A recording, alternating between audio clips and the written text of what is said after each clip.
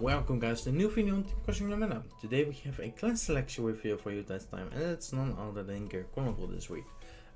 We already can begin Wednesday with Chronicle, and we have concluded the final piece for the puzzle. So we're going to go over the review right into this. So what we had last time is of course Spectre Luke Dragon with the gold pen engine with 4 tumors. And we have now gone into the Chronicle territory with Time Leaper Dragon as its final boss unit. But let's just go over directly into the support. So for first off, we have a sort of a Steam Breath Dragon. So what his skill is when placed from hand, you can reveal a grade 3 from your hand, search your deck for up a grade 3 from your deck, and you can discard a sum of grade 3. His second skill allows it to be discarded as a grade 3. Really nice skill. It's sort of a replacement for Steam Breath, and with the reprints we already got, such as Aircraft, Chronicle, Weeble and the PG, we can easily make a Chronicle deck with just adding Smoke Gear into the mix. And Chronojet and Next Stage, and since Chronojet was already a title deck card to begin with, we have a nice cheap deck to make. You can actually make around 70 to 80 euros I think for a whole Chronicle Chronojet deck, which is really nice. But what is the pros of this card? So the pros is you can search your grade 3 directly from your deck. Even if you have 1 copy of it, you have 2 copies of it, 3 or 4, you can directly search it out. So you don't have to look at the top 5 cards.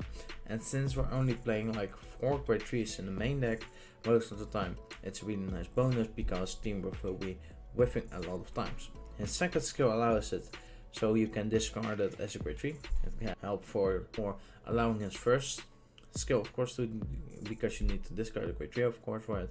It also allows to up the consistency, but what are the cons of it is most of the time Steam Breath is banned in the early game because it gets powered at 5k increment. Can make a difference in that. Also Steam Breath can be used even if you don't have a grade 3 or grade 4 into your hand. So if you're missing that one piece, you can still activate Steam Breath of course. So it's just what people prefer over the other card. In this scenario, I personally think I will be playing this card more other than Steam Breath. I really like Steam Breath, I really like his drop or his power potential, but this card makes it so I can directly search that Chronojet out of my deck, write more Chronojets over the longer time of the game, and make it so I can get that power increment in the form of Force Markers of course, instead of the power Steam Breath would have gotten. Then for the second card, we have Steam Gunner Sight or something like that. It's a copy also of a stroboscope card. So what he says is one place, you can soul blast 1, discard a card from your hand, draw a card, and you choose a rare card you want to retire with grade equal or less of the card you discarded. So with that, you got some nice retire of if you discard grade 4 already. But what is the weakness of this card is that you need to discard a high enough grade to retire a specific unit for your opponent. So let's say for example they have a grade 2, then your grade 1 discard targets actually don't work against it. Yes, you can discard them still, but you don't get to retire something off. So it's a little bit clunky in that, and when it attacks you can soul charge 1. Nice skill because it refreshes or actually replenishes its own skill cost, so with that it's self-fulfilling. I don't really like this card. You also have stroboscope that can retire anything. His skill when it attacks, so you can use it multiple times. It's only at the end of the battle, so that's also a really not a big downside, but it's a bad downside. Let's say for example you want to retire your opponent's grade 2 because they now lost their interceptor.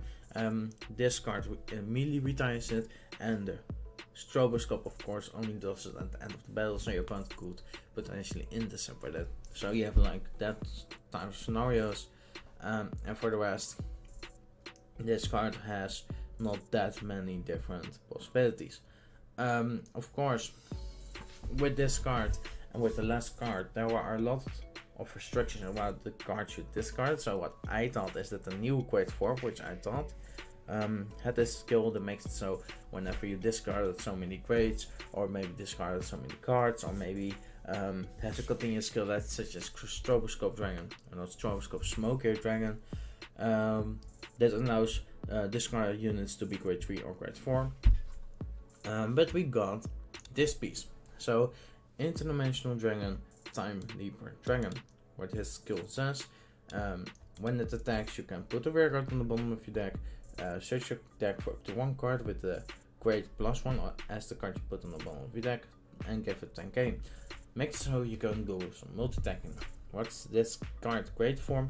Is that it essentially replaces Metallica Phoenix.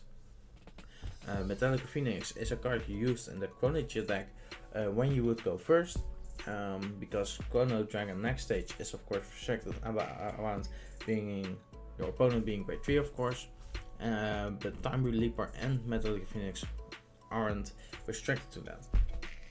So with this card what you can do is set up some multitasking instead of getting that extra drive check. Is that worth it?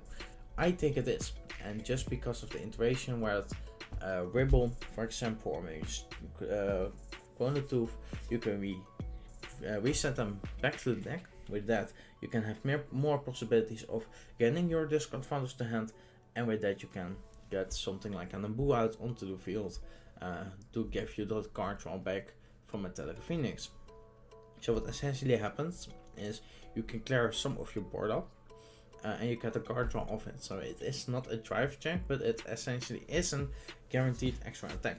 And let's say for example you have a force marker that Naboo will be swinging in for 30k, one 10k of the force, one 10k of his own, and 10k of Time Leaper. With that, it's 30k against your opponents most of the time, 10k or 9k, which hits for really nice columns. So even though you don't have the drive check, a critical trigger or a drive check during your Time Leaper play or during your attack, your Time Leaper attacks has far more impact than a critical you get onto your Metallica Phoenix play, of course. I really like this card, and I most of the time mostly see it as a premium card, because in premium I already made a Time Leap deck, which is very aggressive in the early game when your opponent gives you 1 to counter blast. Most of the time your opponent doesn't want to give you that counter blast because of that. And this card is essentially free to do some stuff you want to do. So it brings an extra aggressiveness on top of that, and if your opponent already gave you that counter blast, you can go even further into your combo, because with this card it makes it so you can time leap, for example, a Chrono Tooth or a Rebel your friend on the field into a History Maker. That History Maker can attack because he will reset it to Time Leaper, and because History Maker has his own skill to time leap further, you can essentially get an extra combo off. So it's essentially like a Metallica Phoenix from the past, from the G era times. It's now a great for in your main deck. I think it's a nice card. It's not the strongest card, but it fits a niche in the current meta, and that's why I like this card the most. Such as the grade 1, the grade 2 not that much, but they just essentially give more options. In the current meta, you're going to power creep a lot.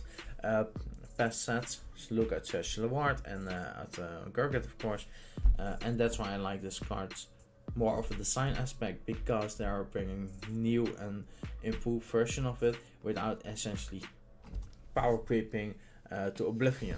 So I really like the support, and of course, as I said earlier, you get 4 copies of this card if you buy 4 boxes, which is a really nice deal, because you also get 4 copies of Aircap, you get 4 copies of Chrono Tooth, 4 copies of Rebel, and 4 copies of Castilia, the Trophy. You can say, are all these reprints worth it? Aircap, Chrono Tooth, Rebel definitely needed the reprint for sure. Rebel wasn't even here to begin with in the English format, so it's really nice we can finally gather. And for Castilia, it's just a nice addition because you can never have too many RPGs, of course. And if you cut like a box of clan selection of 75 euros here in Europe at least, and you can divide it to 25 euros per clan. if you get this box, you essentially get a Steam Breath, sort of a reprint. It's in a different coding, of course. Stroboscope.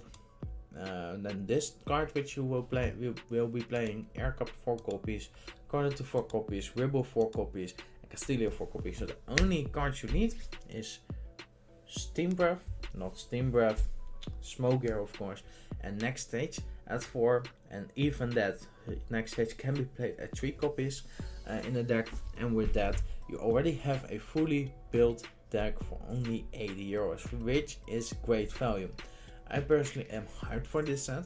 I really want to have this card in the final TCG, of course, and I hope it will be coming back as an SP version, because as you can have seen in the class selection, they already announced there will be 12 SPs and 1 ASR. I hopefully don't hope that Chronicle will be getting that ASR, but what I think is that the 12 SPs will be divided among the boss units each clan will be getting, because we have 12 clans, so 12 SPs among them will be great. So hopefully we get this guy as an SP, bling our Chronicle deck out even more. Hopefully we get to see this card in the TCG as soon as possible, and I'm really hyped for this set. So hopefully you guys also enjoyed this type of video. Comment down below if you have any questions or want to begin a discussion about this card, whether it's good, great, or maybe even bad. And if you want to stay up to date for the further content on this channel, just subscribe below, and see you guys in the video. Goodbye.